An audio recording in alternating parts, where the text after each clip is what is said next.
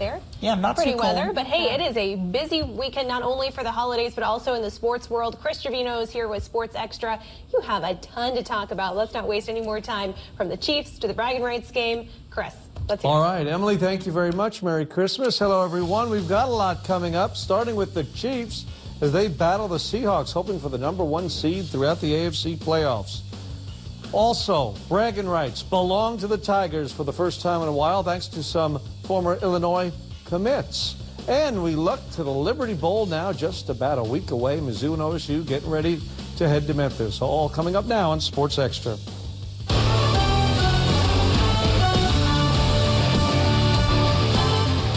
Hi, everyone. Just a little more than a day until Christmas. We're merely minutes from Christmas Eve, but we're not slowing down at all. In fact, a busier Sunday than usual, it seems. We begin with the Chiefs in Seattle against the Seahawks. The Chiefs looking for the #1 seed and home field advantage throughout the AFC playoffs.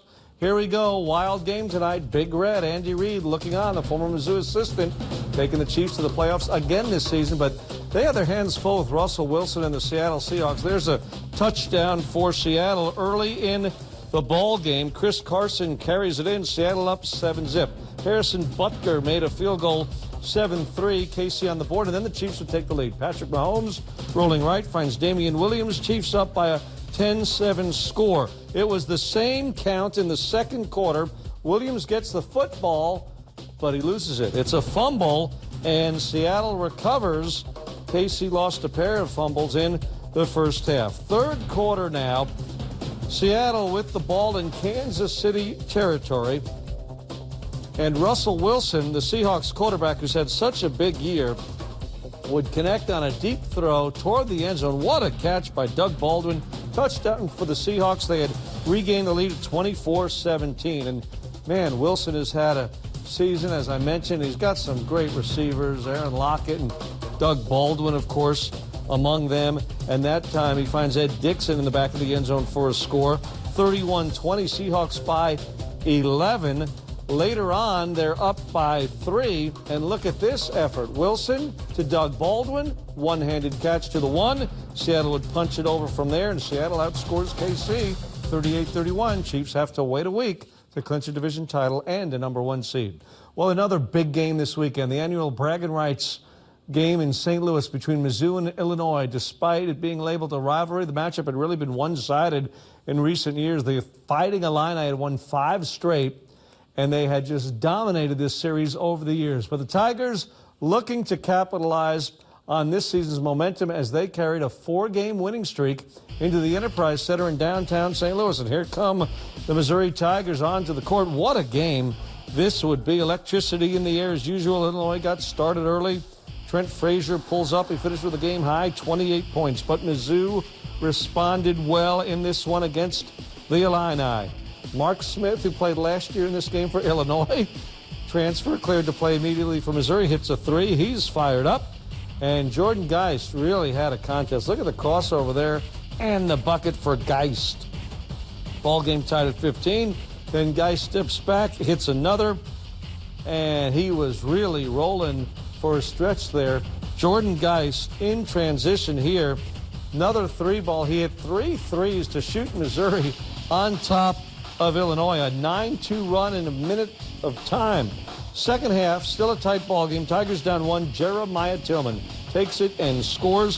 Philly had 16 points, 12 rebounds. Second game in a row with a double-double. Real team effort from Missouri. Guys battling cramps down the stretch, but still right on the money there. 20 points, 7 assists, 6 rebounds. Missouri wins going away 79-63 to snap the 5-game losing skid and regain the Battle Rights Trophy.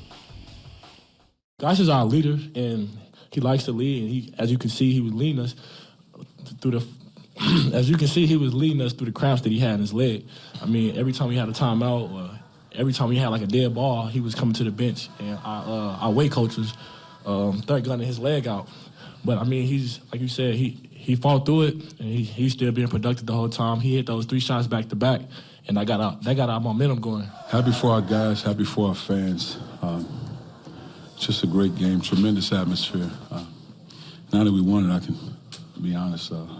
Had a miserable Christmas last year. I mean, just You know, so this is a tough game because somebody has to lose. It was a great atmosphere. It was great to get a win with the guys, especially for the seniors and the fans. And so we just wanted to go out there and compete, and that's what we did. Missouri featured 3 starters, illustrating what makes bragging rights such a rivalry. KOMU8's Edward Redler has more on 3 Tigers that changed their stripes. We're talking about a high-level game, a lot of emotions on both sides. The annual bragging rights game is always electric, but this year added another layer. Because it's more than just a game, it really is. Jeremiah Tillman, Javon Pickett, and Mark Smith, all Missouri starters from the St. Louis Metro East area, once either played for or were committed to Illinois, adding fuel to the burning hatred between fan bases. The first half of the game, I started screaming, like, for no reason. I just started screaming, like I was overexcited. And then when I made it down the court, I was winded. I was like, dang, why I do that? So, like JT said, try not to scream, but at that point, all you can do is scream, jump up and down. Coach telling you to play defense, get back, but you just want to go out there and do that. Smith became the first ever to suit up for both sides. I can only imagine how difficult it was for him to play in a game like this because his emotions, you're on one side of it, now you're on the other side, but it goes with the territory, but I thought he did a great job. Martin was not worried about the emotions being too much for his guys. Their level of focus, their level of preparation, and their will to win, and they want to be good. And they don't want to just please the coach. They want to do it right to win. Growing up a fan of the Fighting Illini, Tillman saw the Tigers drop 5 straight, playing in last year's loss. I just had this feeling in my heart that, I mean, we always just going to eventually, we going to win. But And when they did, the trio scored 37 points and 22 rebounds combined. Mizzou returns to the court Saturday afternoon against Morehead State, 1 o'clock at the arena. Speaking of bragging rights, it was announced, of course, in recent months, Mizzou, Illinois will meet again on the football field, a 4-year home-and-home series from 2026 through 2029. It'll mark the first time the schools have met on the gridiron since 2010. It had been a neutral site game in St. Louis for a while, but Barry Odom, who was at the Enterprise Center taking in the hoops action last night, is excited the rivalry will be resumed. Well, I think geographically, you look at the opportunity to play a neighboring state. I think it's important. I'm glad that the basketball teams line up and get it done, and we'll be anxious for football to do the same thing.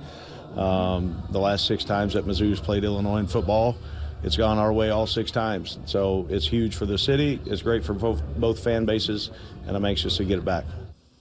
Coach Odom knew how dominant the Tigers have been in football. Let's look at tonight's Sports Extra trivia. We ask now the all-time record in the basketball bragging rights series. Do you know the all-time series count for this bragging rights game? Answer later. It's time for our SEC Saturday segment. Big basketball day around the conference with big non-conference games, including number 19 Kentucky and 9th-ranked North Carolina. Both teams 8-2 heading into the ball game in Chicago at the United Center. Holiday spirit. Don't know about the color there of the Santa hat, but I guess it works, right? Here we go. John Calipari watching his Kentucky team really take it to Carolina. Reed Travis, the Stanford transfer, scoring there. Then it's Travis getting the pass from P.J. Washington. He had 16 in the first half. Carolina tried to come back. Cameron Johnson with a deep ball, and Kentucky's lead is 7. But the Wildcats had too much. Kentucky wins this one over North Carolina by 8 points. A big win for the young Wildcats. A Santa sighting in Knoxville, Tennessee, wearing orange. What's with this? Blue to orange? I guess you put them together, you might get red. Get it right for the 25th. Oh, man, Grant Williams getting it right. Look at the powerful player dunk it home there in Knoxville, Thompson Bowling Arena, and the Vols are loaded. There's a nice dive to the basket for Tennessee. Kyle Alexander. Rick Barnes has his ball club rolling. Top 5 team. Admiral Schofield scores. The Vols win easily over Wake Forest, and we're back with more after this. Welcome back, everyone, to Sports Extra with Chris Gervino, and here tonight is our special guest, George Young, Sports Director of KFRU Radio. George, thank you for being here. How are you? I'm doing all right, Kristen. Merry Christmas to you. Merry Christmas to you. Thank you very much. The big day is almost here as we're, less than 48 hours away. Look forward to that, certainly, and I appreciate your time here as we're so close to Christmas. Thank you for coming out tonight. Lot to talk about, though. You know, big holiday, but, of course, sports, it seems, never slow down. And the Missouri Tigers have it rolling, it appears, for the time being, certainly in a couple of sports. Let's start with bragging rights. Saturday night in St. Louis, Mizzou by 16 over Illinois. And Merry Christmas. For the first time in 6 tries at it, they finally grabbed one. I mean, that's been a series that's been just runs.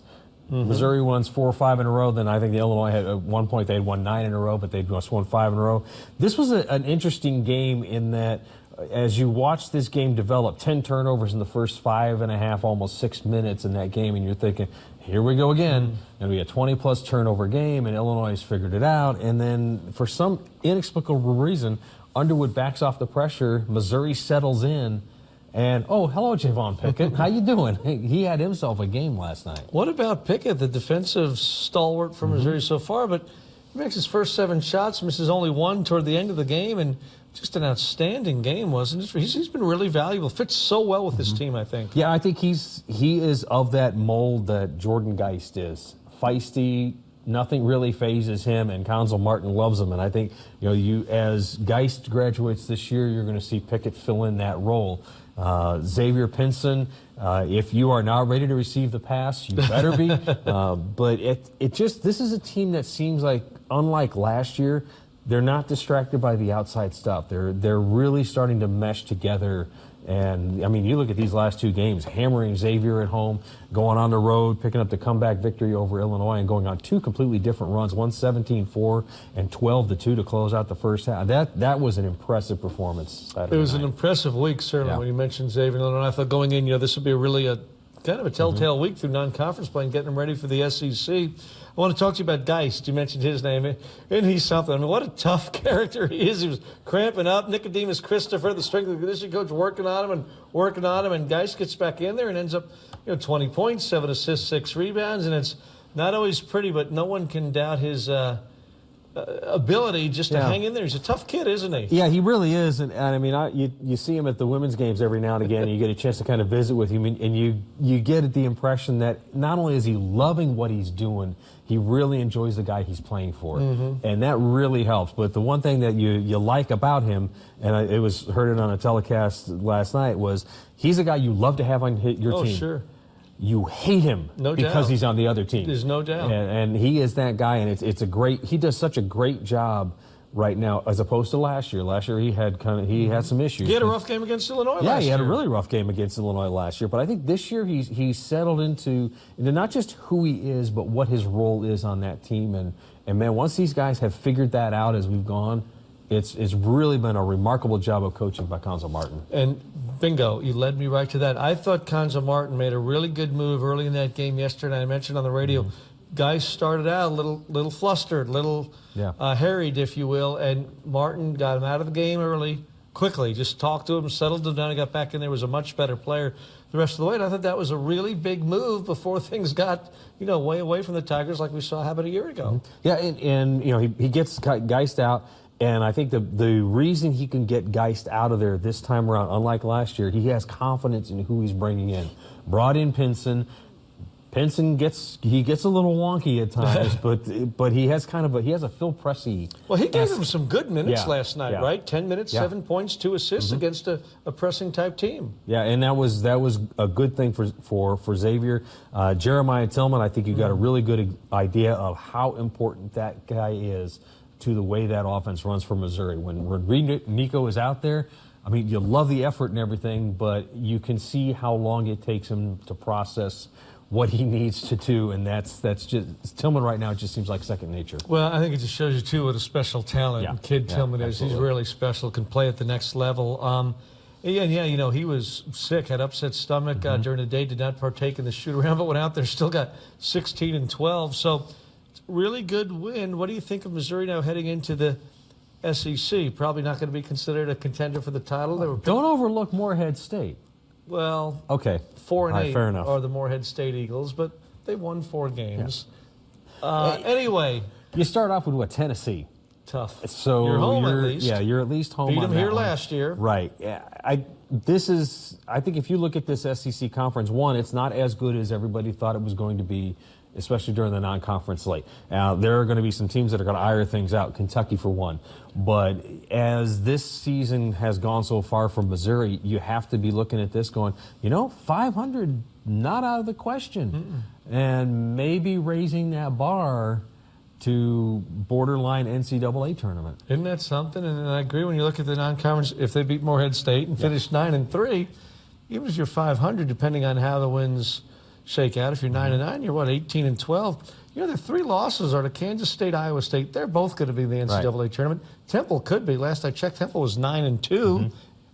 So you never know. Really, not much to be ashamed. I'm sure Missouri would love to have that Temple game back, the 2-point loss at home. But there's some possibilities there now that I don't think really many, if any of us, thought once Porter was out from a team that was picked 9th in the league to begin with him. Yeah, and I think, and just a quick observation from last year's team to this year's team. This year's team does not seem distracted by, as I mentioned earlier, the offside, outside stuff. And last year's team still won 20 games and got to the tournament. But I know, but Michael, you always had that question. It seemed like every that was hanging over their heads. When's he going to be back? Is he going to be back? He's out. Jonte, he's out, and this is a team that took 3 or 4 games to figure out who they were and what everybody's role was. Now they've got that ironed out, and this is a completely different team than we saw against like Kennesaw State. And I bet if they go back and they would play Kansas State again or Iowa State, it not only would it be a much closer game, they'd be within probably single digits down the stretch and a shot to win. Well, I think so. I think they're that much better where, they wouldn't be favored, I don't believe, against either of those teams, especially in those places, road game, Iowa State neutral site. But still, it's a good point. Let's talk about football now, because after what seems like an eternity from the bowl announcement to the bowl game, guess what? We're about a week out now, really, as late as we are on tonight, of course. A week from Monday is the Liberty Bowl, the final day of the year, Missouri and Oklahoma State. What are your thoughts now as we're inching closer to kickoff? This is going to be an interesting team about how much did they learn from last year, and obviously the whole issue with offensive coordinator Josh Heupel and Glenn Ellerbe picking up stakes and leaving in the way Ellerbe left. You saw a very conservative team last year. This year, I think you've got the stability with Derek Dooley. You're going to have healthy running backs. This is a team I think that's heading into the bowl game with a ton more confidence and fewer questions about who they are and what they need to do than what we saw last year. Oklahoma State, you look at their record. They look really good against Texas. They looked really bad against TCU. They look really good against Oklahoma. They were in a possession. They look really bad against Iowa State. Who shows up? I don't know. If a good Oklahoma State shows up, I think you've got a really good game. You really do. You have a potential to be a great game. You never know with bowl games. But I'm with you.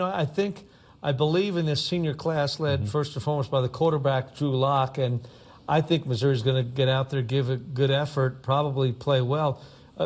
Nearly a 10-point favorite. And I'm not even saying Missouri's necessarily going to win. They probably should win. But my point is, surely they'll be in the football game, and I think it'll be a better game than it was last year, which was really disappointing, I thought, against Texas when the Tigers were also favored. The Longhorns had 7 or 8 regulars not available to play. I mean, that was really disappointing. I don't see Missouri letting that happen again, and maybe OSU goes out, plays great, wins the game, but this will be a real game, I think, and one Missouri will probably be a little happier about afterwards with the effort and ideally the outcome, of course. Yeah, and I think and Drew has been through this, and it's amazing to realize that this is the last game on the last day of the year for Drew Lock ever in a Missouri Tiger uniform.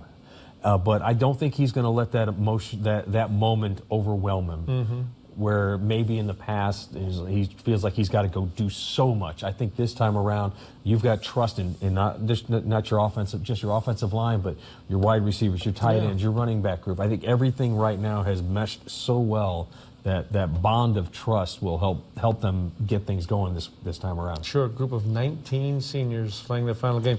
George, thank you very much. We're out of time. Merry Christmas, my friends. Stunner, we're out of time. Thank you. Merry Christmas to you as well. How many times have I heard those words in my life? You're out of time. We're back after this.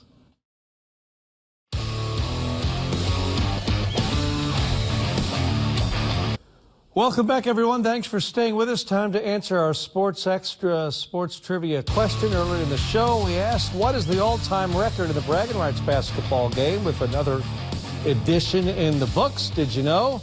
Well, here it comes. Illinois has clearly had the upper hand in this series. The Illini now lead it 25-13, but Mizzou did draw one game closer with its 16-point win Saturday night at the Enterprise Center in St. Louis. Tigers off until Saturday afternoon when they are home to close out the non-conference portion of their schedule against the Morehead State Eagles, a team that is just 4-8. Thank you very much for watching, folks. We appreciate it. Wish you a Merry Christmas. We'll see you again here tomorrow night, Christmas Eve, 6 and 10. Enjoy the holiday, everyone. So long.